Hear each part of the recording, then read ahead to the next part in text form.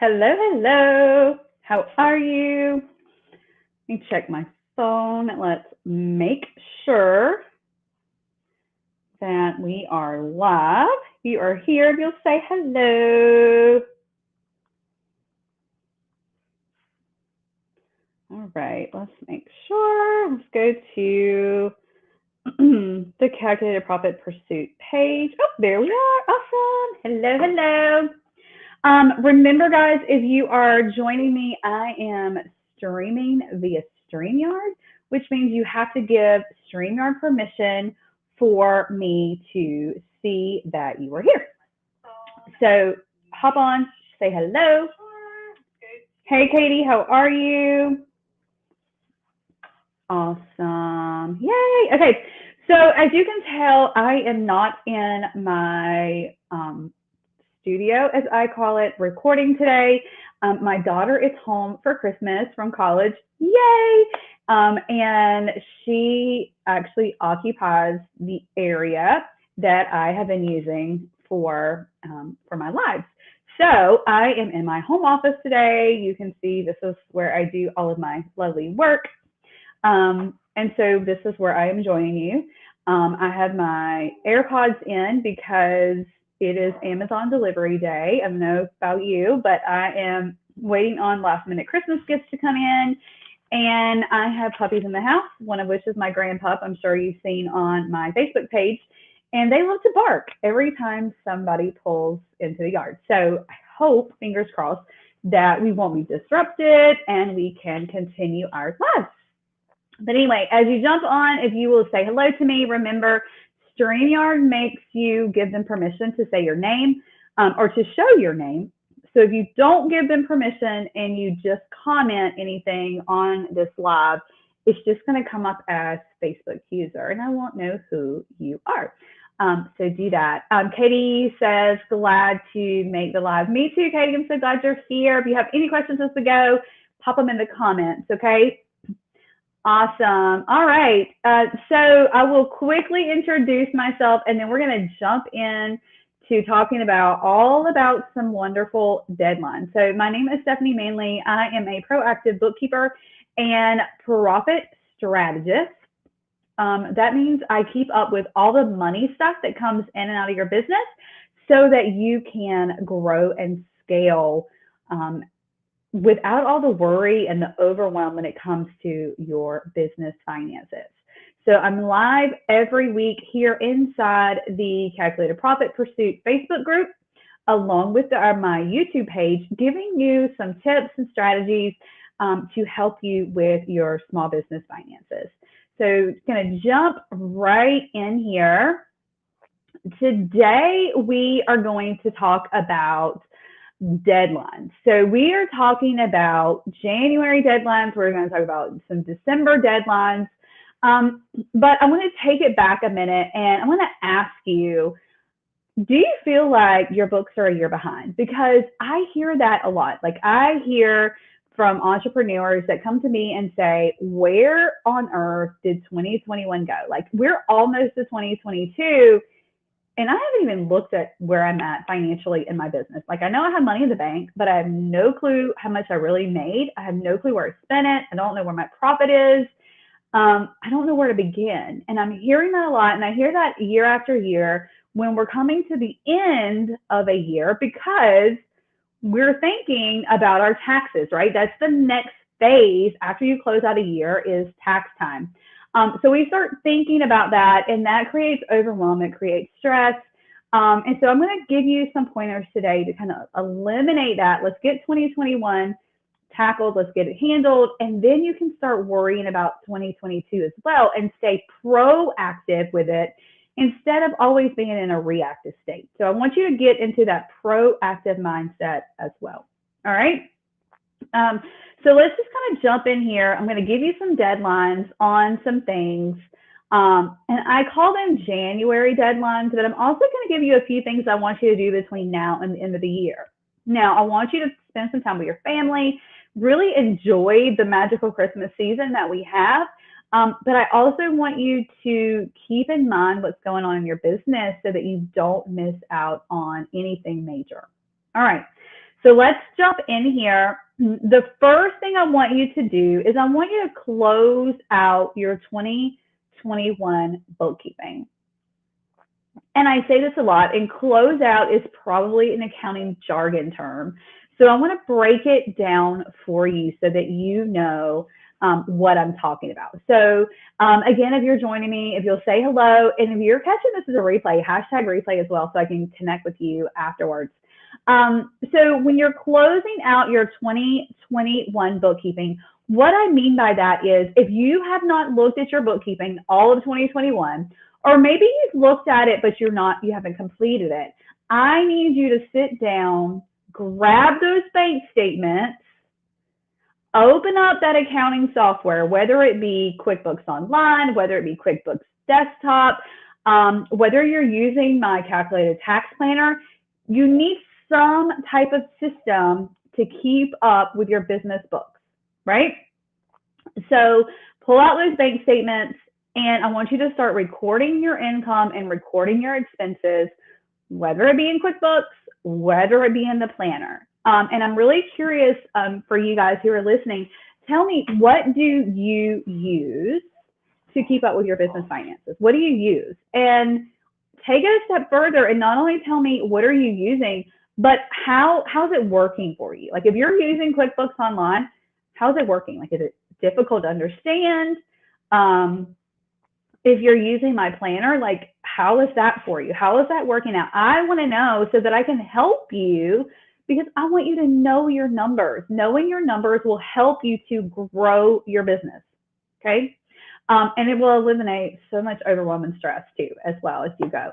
All right, so you're going to pull out those bank statements. You're going to open up whatever program of choice that you are wanting to use, and you're going to just start diving in, and you're going to record all of that income. You're going to record all those expenses and categorize those where they need to go for you in order to claim them as tax deductions when you file your tax return. This is like step one, right? Before you can file. All right. And then also, if you're in a business where you travel, and it may, guys, and I'm not talking like major business travel here. I'm talking about any kind of travel.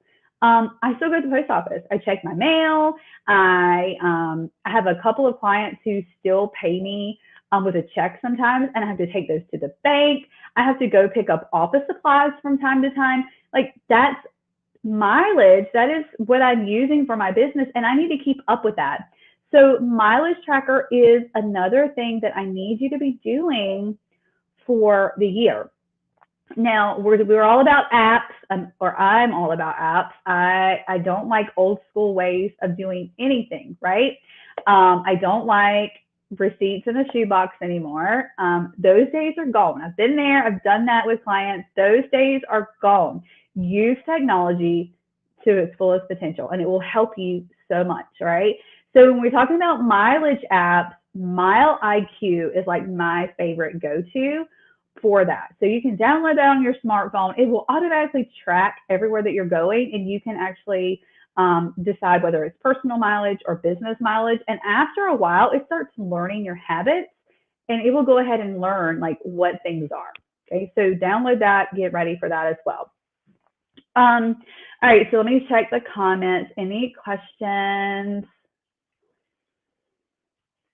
Awesome. All right, so Katie, you're using Excel, and that is cool too. My calculated tax planner is actually a Google sheet with lots of magic in the background. So yes, most definitely a sheet like that will work as long as you have a system in place that you're using on a regular basis and it works for you.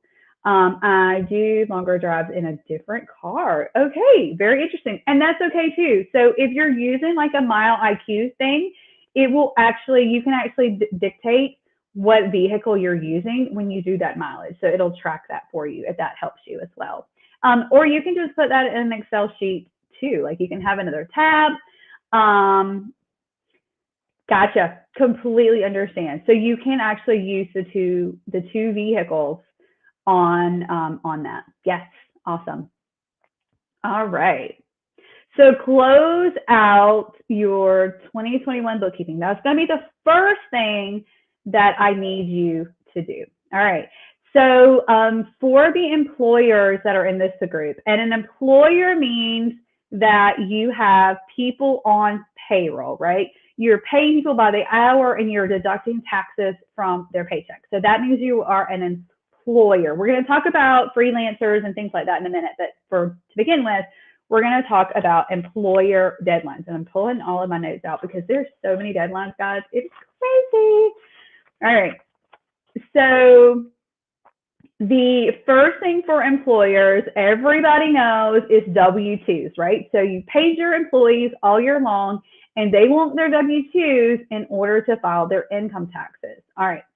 So I recommend that you make sure everything is accurate before you give those W-2s out. I know they're in a hurry. They want those on January the 1st, but your deadline as an employer is January the 31st to distribute those W-2s. All right. And that doesn't mean they have to be in their hands on the 31st. It means that it has to leave you by the 31st. So if you mail them, they have to be mailed by the 31st. If you send them electronically, they have to be distributed electronically by January the 31st. Okay. Also, if you are an employer, you have your quarterly payroll taxes that are due, and you have annual returns that are due as well for the end of the year. And those reports are due by January the 31st also. Okay. So you have your W-2s are due to your employees or to be distributed by the 31st. And then your quarterly and annual reports are also due by January the 31st. Okay. The next thing is going to be payments. Your payroll tax payments that are typically due on the 15th of every month. You have a couple of extra days in January because the 15th falls on a weekend. So your deadline for your payments is January the 17th this year. Okay. If you have any questions, drop them in the comments and I will answer those. All right. The next one is contractor deadlines. So many of us, myself included, have people that I pay that are contractors for me, right? They're not employees. I meet the criteria for them not to be employees, and that's a whole other topic. But I have to give them a 1099 at the end of the year because I have paid them as a freelancer throughout the year. Now, the rule is that if you paid anyone $600 or more, so it's not more than 600, a lot of people get that mixed up, it's 600 or more, then you have to give them a 1099. It's not an optional. If I want to, I can. It's not optional. And if you don't give them the 1099, then you are subjected to fees and penalties from IRS. All right. Those 1099s are due to your contractors on January the 31st as well. Remember last year, the IRS came up with a new form that we're using now. It's the 1099 NEC. And so that is something that you need to submit to your contractors. Now, you're going to need some information from your contractors in order to do this. And I'm really hoping if you have these people that you pay 600 or more, you've already collected a W-9 form from them, which contains all the information that you need. And that is their name, their social, and their address.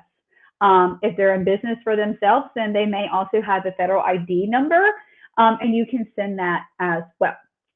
All right, and I actually have a little flow chart that I will put in the group here in the next couple of days for you to answer certain questions to see if you need to send this person a 1099. So it really helps you to know, because some people, the way you pay them, you don't have to submit the 1099 because the company will actually do that for you. All right. So I'll put that in the group here in the next couple of days so you can actually go through the flow chart.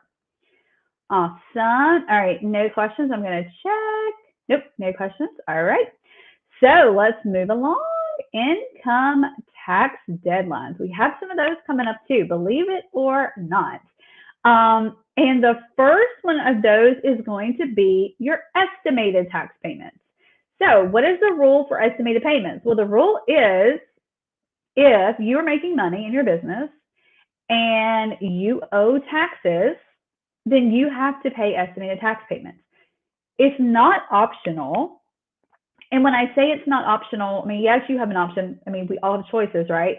But if you choose not to pay your estimated payments on a quarterly basis, then you are going to have penalties and interest for not paying your taxes quarterly, even if you pay it all when you file your taxes. Okay. So Uncle Sam doesn't want his big fat check at the end of the year when you file your taxes.